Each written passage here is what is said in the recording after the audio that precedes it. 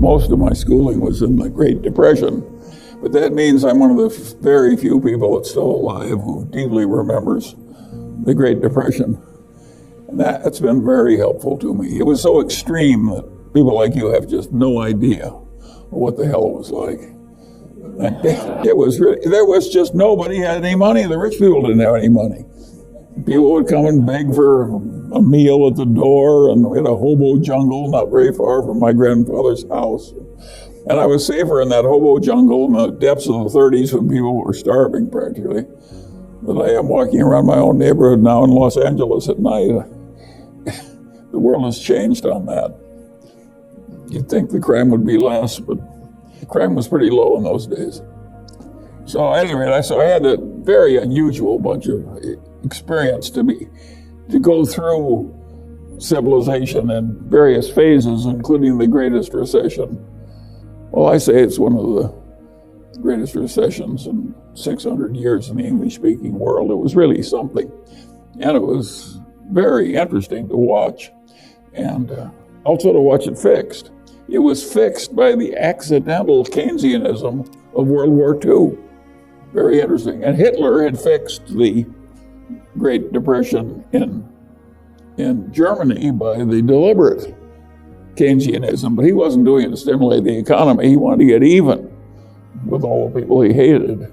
But he borrowed all this money and created all these armaments. And Hitler's Germany by 1939 was the strongest economic power in Europe, and nobody else was close.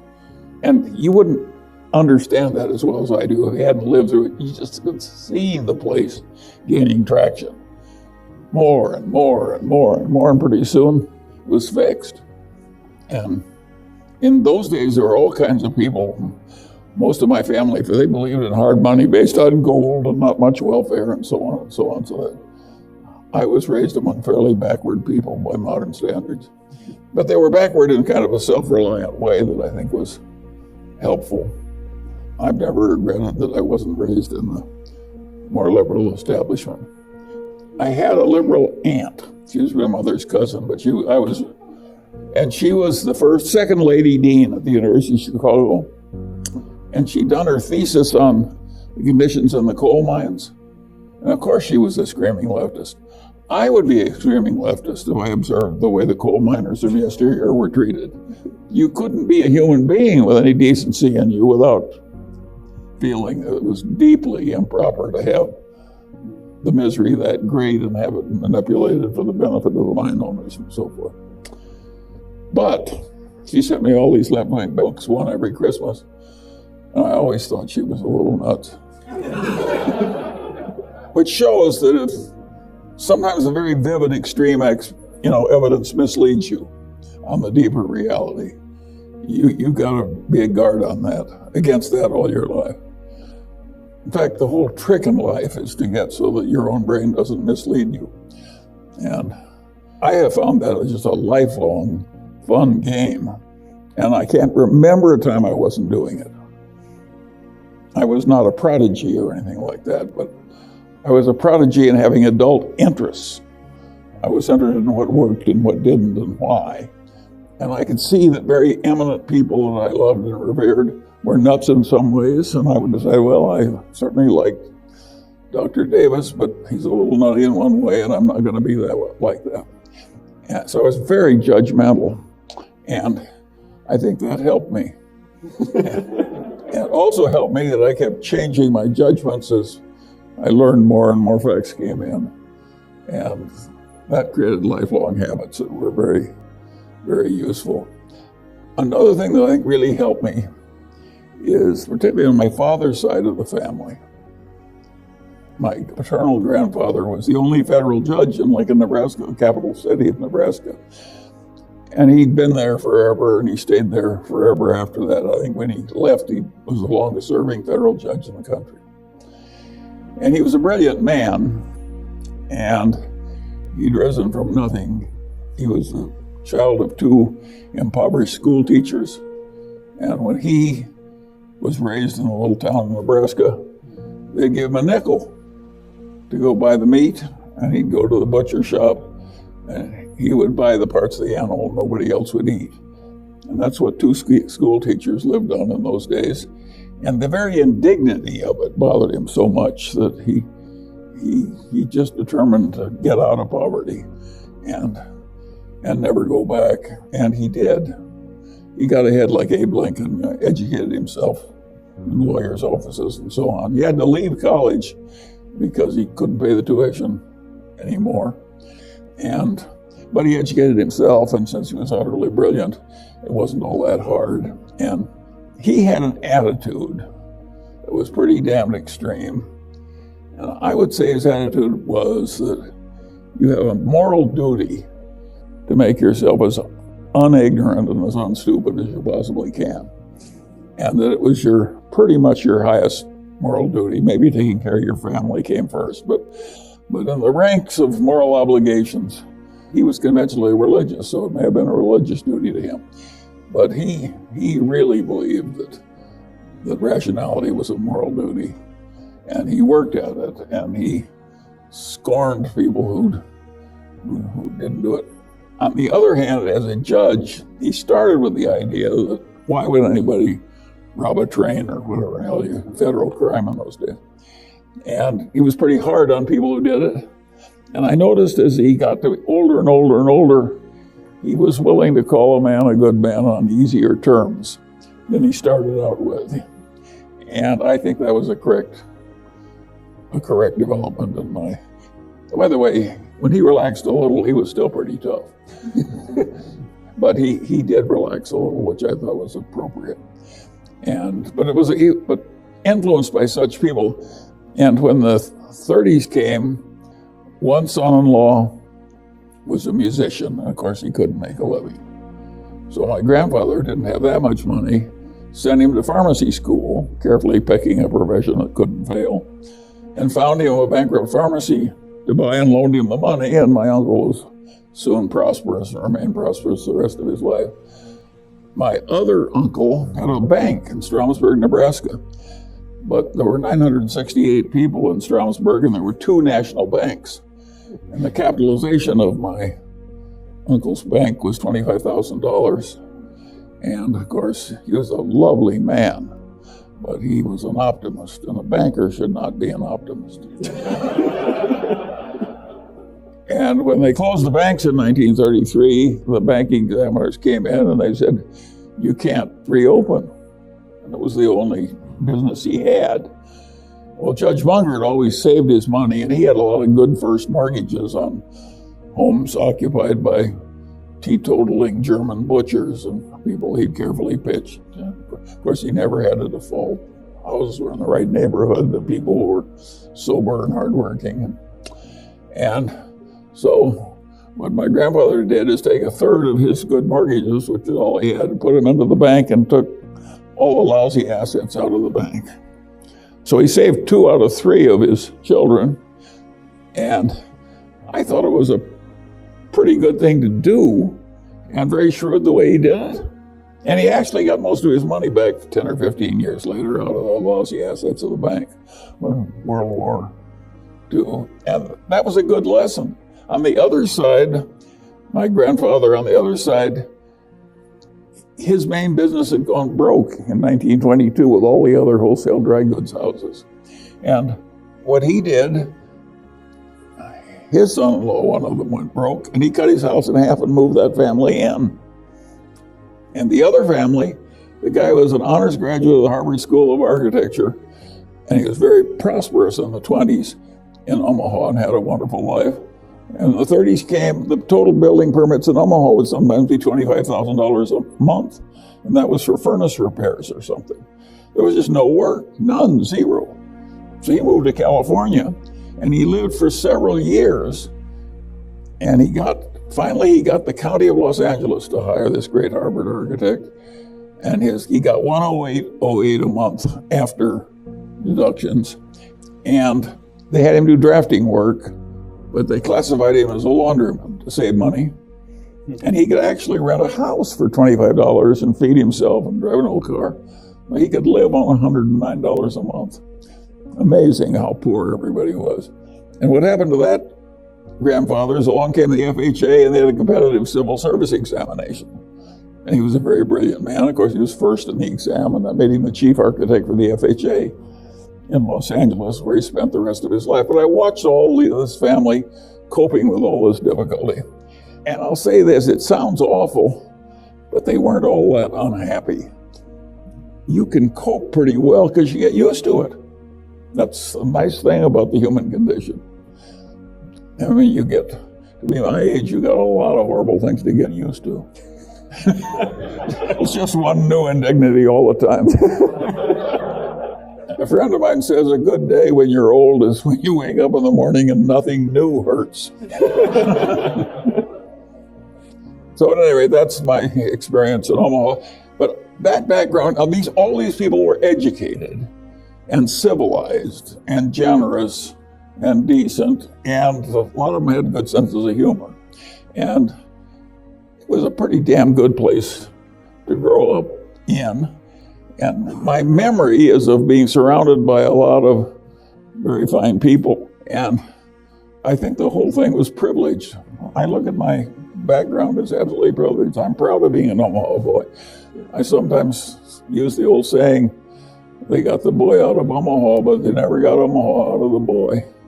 And so that all those old-fashioned values, family comes first, be in a position so you can help others when troubles come, prudent, sensible, moral duty to be reasonable, more important than anything else, more important than being rich, more important than being important, an absolute moral duty.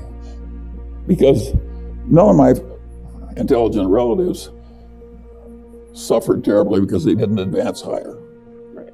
Yeah, I mean, one of the things I'm fascinated by is, this was in the 20s and 30s, and the level of detail that you recall about their experiences and how that's shaping your experiences now. Well, I'm trying to give people a flavor of something that nobody else can remember. Yeah, you're a student of the people that you're experiencing. So you grew up in Omaha, Nebraska. You find yourself in Ann Arbor, Michigan. How does that happen? Very simple. I wanted to go to Stanford. And my father said to me, Charlie, I was the only son, two sisters. He says, I've got two daughters to educate right after you. I don't have unlimited money. He says, I will send you to Stanford if it really means a great deal to you. But I'd rather you pick a university in the Midwest much better than mine, which was the University of Nebraska. And that was obviously going to be Michigan. What was I going to say? Well, screw you, send me to Stanford. Well, I didn't say that. I went to Michigan. I have never regretted that at all. When I was young, I could get an A in any mathematics course without doing any work at all. And so I always took math because it meant that I could I never did any problem sets, I just did the math. And I should not get credit as some budding mathematician. I was choosing what for me was the easiest way to think about what I wanted to instead of what somebody else wanted me to do. Well, come to find out, it ended up being a subject that has, I think, paid some dividends. Oh, hugely. Yeah. But this will interest you in this world where people have all these algorithms and computer science and fancy math and so forth. Neither Warren or I have ever used any fancy math in business, and neither did Ben Graham, who taught Warren. Everything I've ever done in business could be done with the simplest algebra and geometry and addition, multiplication, and so forth. I never used calculus for any practical work in my whole damn life. And I was a perfect whiz at it when they taught it to me. And by the way, since I never touched calculus, not one after I was 19 years old, I've lost it. The symbols would mystify me. But I think you'll find that if you really know the basic stuff, it's enormously useful, and only a very few people are ever going to need any calculus. So you study math at Michigan, then the war comes calling. Yes. You move to California, and you study meteorology. Well, that was because I was too dumb to do what I should have done.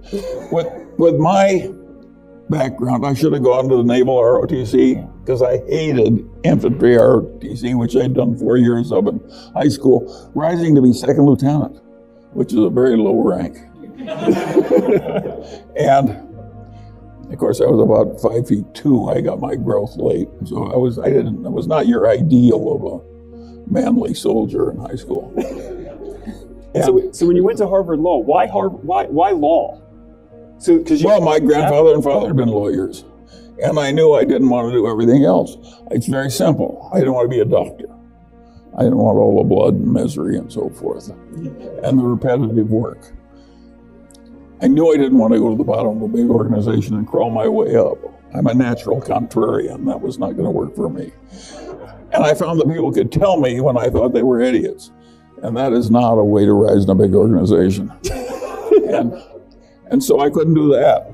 And so now I'm left with law, and I admired my father and grandfather, and a good life for them.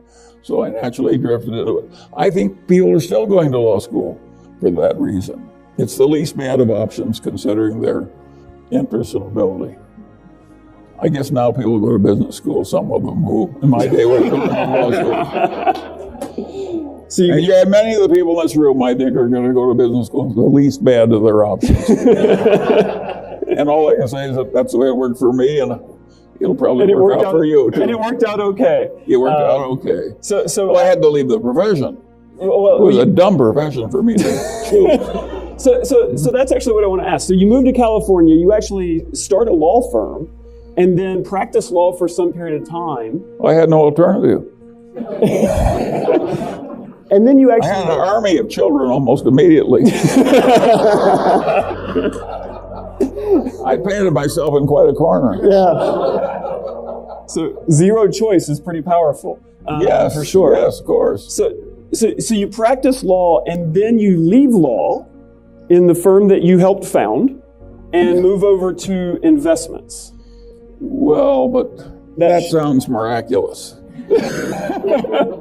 In fact, it was rather interesting. I probably got paid about $350,000 in my first 13 years of law practice total. And I had an army of children and no capital to start with. And when I chose this alternative career, I had over $300,000 in liquid instruments. And that was 10 years of living expenses. So I was not a courageous, venturesome, admirable man. I was a cautious little squirrel, saving up more nuts than I really needed and not going very deep into my pile of nuts. And so it wasn't that courageous, and I kept one foot in the law firm while I tried my capitalist career. But as soon as the capitalist career succeeded, I intended to lift that second foot because I recognized that the potential of law practice, as I saw it then, I didn't anticipate the boom that came to the big firms. I just saw it as being more difficult, and I wanted more independence than I was going to have as a lawyer. I hated sending other people invoices and needing money from richer people. I thought it was undignified. I wanted my own money. Not because I loved ease or social prestige. I wanted the independence. Well, and when you founded Wheeler, Munger and Company, so that was the investment firm. Yes. And I went and I created 5 real estate projects. I did both side by side for a few years. And in a very few years, I had $3 or $4 million. And for a number of years, you outperformed the market 2x, 3x. And so why did you then leave Wheeler, Munger and Company and then move to now what you're doing? Well, I had $3 or $4 million, which was a lot of money then. And I also knew how to handle that $3 or $4 million very well by that time. And so I knew I did need to get fees and override some other investors. And I found that when you got into things like the 74, 75 crunch, which was the worst since the 30s, I didn't suffer. I knew everything was going to work out. But the quoted prices of these things really went down to ridiculous levels. And some of my investors I knew were suffering. I needed the money. And of course, I happen to have a fiduciary gene that pained me greatly. And so I said, well, it's like My grandfather once asked him how he felt when my aunt divorced my uncle, and he said, "I feel just the way I did when they lanced my carbuncle." And that's the way I had a carbuncle. My fiduciary chain was giving me pain. I just lived on my own money. No fees, no overrides, no salaries. It seemed more manly to do when I knew it would work. And so at what point did you meet Warren and... 1959. And so where did Berkshire Hathaway come from in terms of this partnership that you all have now had for decades? Well, Warren had been taught by Ben Graham to buy things for less than they were worth, no matter how lousy the business was. You can't imagine a more lousy business than New England textile mills, because textile is congealed electricity. And the electricity rates in New England were about 60% higher than TVA rates. So it was absolute, inevitable, certain liquidation. Now, Warren should have known better than to buy into a totally doomed enterprise, but it was so damn cheap, he could buy it at a big discount from liquidating value. So he bought control of business. But the business was going to die. So the only way to go forward from there was to wring enough money out of this declining textile business to have more money than he'd paid to get in and use it to buy something else. Well, that's a very indirect way to proceed, and I would not recommend it to any of you. Just because we did some dumb thing that worked, you don't have to repeat our path. And of course, we eventually learned not to buy these cigar butts when they were cheap and do these painful liquidations, and to instead buy better businesses. That's the main secret of Berkshire. The reason that Berkshire has been successful as a big conglomerate, more successful than any other big conglomerate, so far as I know, any other big conglomerate in the world. The reason it's been successful is we try and buy things that aren't going to require much managerial talent at headquarters. Everybody else thinks they've got a lot of managerial talent at headquarters, and that's a lot of hubris. If the business is lousy enough and it gets a wonderful manager, and the business has a lousy reputation and the manager has a good reputation, it's the reputation of the business that's going to remain intact. You can't fix these really lousy businesses.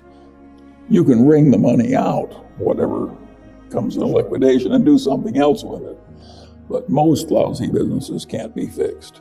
But at the time, that's what he was doing.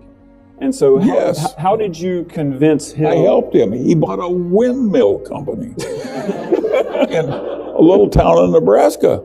And Warren didn't know anything about running a windmill company. He bought it because it was cheap. And he said, "What do you do? Why can't you fix my windmill company? Who can you get to help me?" I said, "I've got just the man for you." And so one of my old colleagues from a transformer business who was an accountant, I said, "He will fix your windmill company." And Warren was desperate. He just hired him on the spot. And Harry walked in the first day in this little town, this big collection of windmills and so forth. And a whistle blew, and the whole plant stopped for 15 minutes. And he said, "What the hell is this?" "Oh, this whistle," and stopped for 15 minutes. And Harry said, "That'll be the last time." And he just approached everything that way. And of course, another thing he did is he cut away all the fat that he didn't need. And then he found there were certain parts where we were the sole supply. And he raised all the price of those parts. You can see what a business genius we are.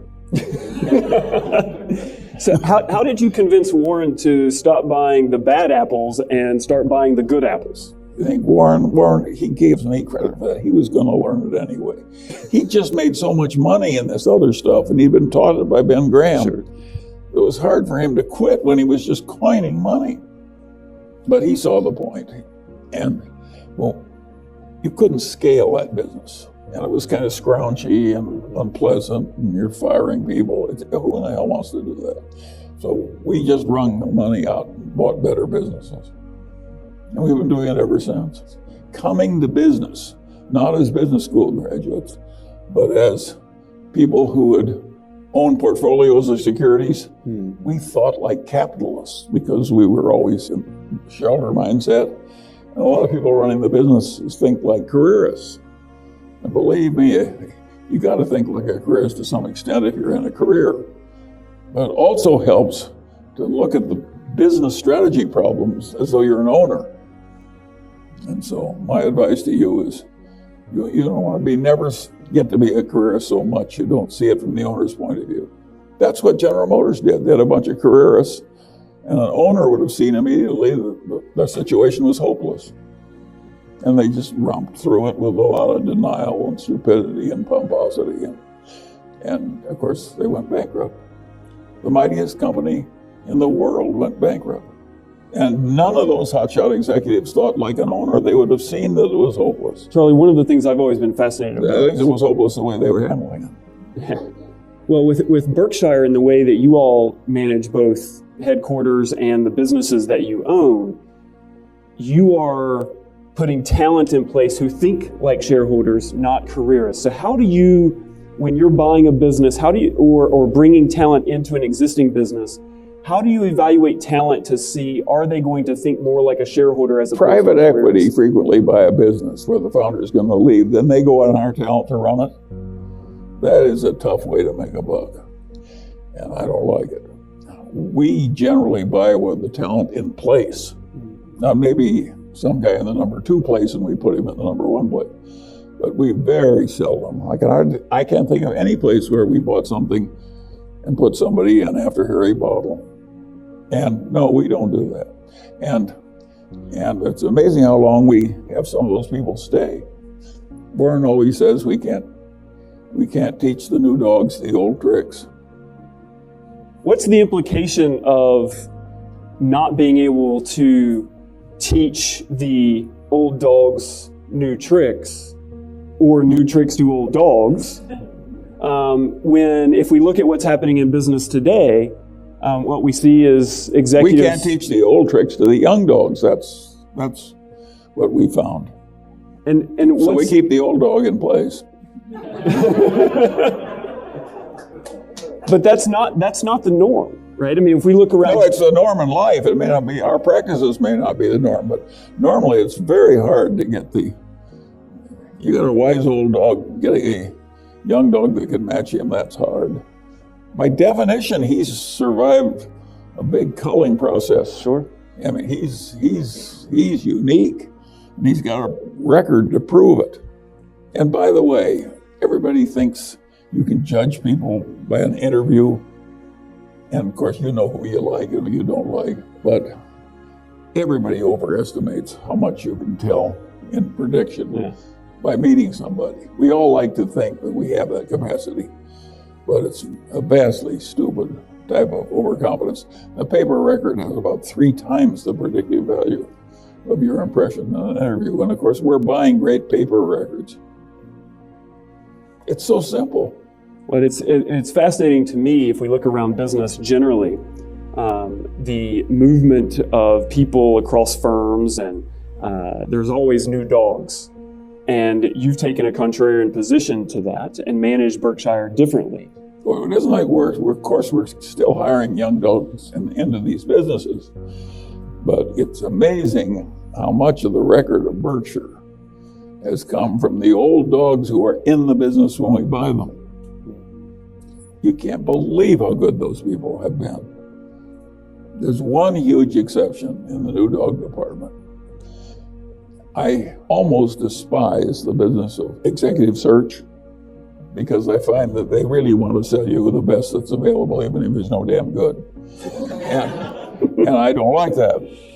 But the best single expense that Berkshire ever had is we paid an executive recruiting firm to find us Ajit Jain to come into our little tiny insurance operation. He didn't have any experience in insurance at all. He was an honors graduate of the main technical institute of India. He was a very smart man. But he came in and created our whole it's the only big business we created from scratch. And Ajit did the whole damn thing. Of course, he talked with Warren every night. And so it was like father and son. Remember, this is a very Confucian company. But that was unbelievable. So we hired an executive recruiter. He brings us in India that has no experience at all in insurance. He talks with an old man every night And it's now by far the biggest reinsurance business in the world. And it's been a gold mine. There's at least $60 billion in Berkshire of net worth that Ajit has created that we would not have created without him. Wow. And the value is way more than $60 billion. I mean, there's that much in extra just liquid net worth, but the value of the business is way more than $60 billion. So Charlie, I'm going to turn to a few questions from the audience as we start to wrap up. Probably half my questions here are about Bitcoin and cryptocurrency. Well, I can answer those very quickly. I think it's perfectly asinine to even pause to think about them. You know, it's one thing to think that gold has some marvelous store of value because man has no way of inventing more gold or getting it very easily. So it has the advantage of rarity. Believe me, man is capable of somehow creating more Bitcoin. They tell you they're not going to do it, but they mean they're not going to do it unless they want to. That's what they mean when they say they're not going to do it. Yeah. If they tell you there are rules and they can't do it, don't believe them. When there's enough incentive, bad things will happen. It's bad people, crazy bubble, bad idea, luring people into the concept of easy wealth without much insider work. That's the last thing on earth you should think about. If it worked, it would be bad for you because try and do it again. It's totally insane. And by the way, I've just laid out a wonderful life lesson for you. Give a whole lot of things a wide berth. They don't exist. You know, crooks, crazies, egomaniacs, people full of resentment, people full of self-pity, people who feel like victims. There's a whole lot of things that aren't going to work for you. Figure out what they are and then avoid them like the plague. And one of them is Bitcoin. And the worst thing would happen if you won because then you do it again. It's total insanity. And it's so easy to simplify life from just all these things are beneath you. Yeah. I don't even want to know. People are promoting Bitcoin. I don't want to know my address. So Charlie, they're not my kind of people. Charlie, what I hear you saying is you're not going to be investing in Bitcoin. That's fair? I think you're fair. So let me move to a similarly maybe controversial topic. I don't know if you read the news recently, but there's a lot of tax policy conversation going on, both here in California and nationally as well. What's your thought on where this ends up in terms of the tax policy? I think we will get a tax bill. I think they will squeak it through and they'll make whatever adjustments they have to get the last few votes. I don't think it's a bit crazy to give this extra $2,000 a year to all those people who make $70,000 a year and have a lot of children. That strikes me as it's good politics and probably good policy. I also do not think it is crazy to reduce the corporate income tax on the C corporation. And if you look at the world, a lot of the places that have worked best, including Singapore and so forth, have that policy and may even have good macroeconomic consequences. And a lot of the people who are screaming about it and are so sure it won't work, they may not be right. It may actually work pretty well. It causes the capital values of the companies to come up, and there's a wealth effect from the increased market value of all the companies. Everybody recognizes there's an effect, but some people say it's small and some people say it's going to be large. And I'll tell you what they all have in common, none of them know. It is not totally inconceivable that it will work pretty well. And with so much of the world doing well with similar tax policy, and of course, the Democrats go berserk on this subject. And I think they're wrong. It may actually help them. I'm not sure it'll work. It may not, but it's not totally crazy. Well, it reminds me of a piece of advice that you've offered and given to me, which is, people often have a point of view, and the danger in having that point of view is you start to assume with certainty that you're right. Absolutely. Totally crazy. And I think what your point of view is you need to have a point of view. Here's a very important subject I've been thinking about all my life. You asked for my opinion. Yeah. I don't really know how well it's going to work. I don't think anybody else does either. I think it'll work to some extent, but how much, I don't know. Is it unfair? Well, the corporations are by and large owned by a bunch of charitable endowments and by a bunch of pension plans, and the whole world is going into a world where they're trying to have the business interests of the company support their huge pension obligations that get bigger all the time. China is trying to do exactly what the Republicans are. China wants to have the main businesses in China owned more by the pension plans and the stocks to do well. I don't think China's crazy to have that. I don't think the Republicans are crazy either. It could work pretty well.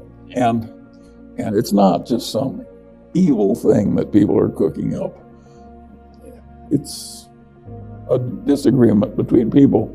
And both sides who have violent hatreds and contempt for the other side, they're wrong. It's a disagreement on policy that ought to be civilized. When I see Congress on my television set and the degree of hatred they have, utter contempt, I mean, really serious, way more than is usual. It's evil to hate that much. It's a mistake to hate that much. That much hatred will turn. It's always been true. As anger comes in, reason leaves. It's a truism. So do you want to adopt a political point of view where you're angry all the time? If you do, welcome to the house of misery. And pretty low worldly achievement to boot. So if that's what you want, if I found out how to do it, behave like those people you see on television. Well, the other thing that's in both parties, by the way. Yeah. The other thing that's true, going back to one of your earlier comments, is the difference between a careerist mindset and a service or shareholder mindset, where in politics we have the emergence of a careerist mindset that is shaping how people behave because they're trying to survive. Not only that, they have a group think. Just as the Moonies go crazy because they hang around together, so do our politicians. Yeah, and do you want to go crazy? Is that what your ambition in life? You start with some advantage. Just make yourself a violently believing politician on either side. They'll turn your brain into cabbage. You only got one brain. Why would you want to turn it into cabbage? So, Charlie, I've got a question here. What's the new amazing technology that you're most excited about? Well, I tend to get not to get very excited about. I think that technology changes the world, and that reminds me of a thing. If I ask you what was the worst single mistake in the work of Adam Smith, I know I'd get I don't see everybody, big eyes lighting up. The biggest mistake in the work of Adam Smith, he was totally right about markets and so on, and the advantages of trade, division of labor, and so forth. What he missed was how much a steady advance of technology would advance wealth and standards of living. He, in the 1700s, was living not too much differently from the way they lived in the Roman Empire, and he just missed it. But there, in fact, had been huge improvements in technology, but he just missed it. He wasn't very technically minded, and it was really stupid. And now I'll ask you a harder question. What was the worst mistake David Ricardo made? I'll bet the dean can't answer this question. I'm not going to ask you to try. I'll tell you the answer. David Ricardo he got the first order consequences of trade perfectly right. And it was not an obvious insight, and it was a great achievement, which is, well, he didn't think about the second order consequences. He wasn't mathematical enough to see, and he wasn't mathematical to think what would happen when one country had way higher living standards than another. And like Adam Smith, he missed it. The main issue in a place like the United States, if you have an advanced nation and some other nation which is numerous, but the people of anything are better on average than yours in terms of their innate quality, which I think is roughly true of China. And they're in poverty, they're living in caves, and they're caught in a Malthusian trap. And you got an advanced economy, and you suddenly go into free trade. What is going to happen is, Ricardo proved it, both sides are going to live better, right? But the people here that are assimilating all the great economies of the world in China, they're going to go up way faster. So you go up 2% a year and they go up 12. And pretty soon they're the dominant nation in the world and you aren't. Well, are you really better off? Well, the answer is no. And Ricardo never figured out any of that stuff. So I'm telling you that so that you can fix your inadequate knowledge of Ricardo. But one of the interesting problems of that is you can't understand Ricardo properly in thinking about the United States vis-a-vis free trade with China without thinking about the tragedy of the commons. Because if we had the only nation in the world, except for China, we could say we won't trade with them, we'll just leave them in their damn agricultural poverty and we'll just, and we could probably have done that. But the whole rest of the world will trade with, they're going to rise anyway. So we don't have any power to hold back the rise of China by not trading with them. So we had to do what we did. And once you do that, now they're going to be a greater power than we are. And the two of us are going to be big enough so we can accomplish pretty nearly anything we both want to do. So we have to be friendly with China. So you can imagine how I like Donald Trump complaining about the Chinese. It's really stupid. It's a compulsory friendship. You'd be out of your mind to do anything else. Why wouldn't you want to have an intimate, friendly relationship with the biggest other power in the whole damn world? Particularly when they got a bunch of atom bombs. It's just nutty. We have no alternative but to do this. And when that happens, you're going to get a certain amount of misery at the people who are competing with the Chinese as they rise from poverty, with trade and so forth. That was inevitable. It's not the fault of a bunch of evil Republicans who don't love the poor. That is just total balderdash. It just happened. And we didn't have all these choices. So Charlie, in wrapping up, we've got roughly 250, 300 people in the room tonight, and many of them looking at their futures, their careers with many decades ahead of them. I wish I had many decades ahead. I'd trade some large numbers if I could just buy some life expectancy. As you look back on your life experience, what's the most important piece of advice that you would offer everyone in the room tonight as they look forward into their futures? Well, there are a few obvious ones. They're all ancient. Ben Franklin, marriage is like the most important decision you have, not your business career. It'll do more for you, good or bad, than anything else. And Ben Franklin had the best advice ever given on marriage. He said, keep your eyes wide open before marriage and half shut thereafter. It's amazing how if you just get up every morning and keep plugging and have some discipline and keep learning, and it's amazing how it works out okay. I don't think it's wise to have an ambition to be president of the United States or a billionaire or something like that, because the odds are too much against you. Much better to aim low. I did not intend to get rich. I wanted to get independent. I just overshot. And, and by the way, while you're clapping, some of the overshooting was accidental.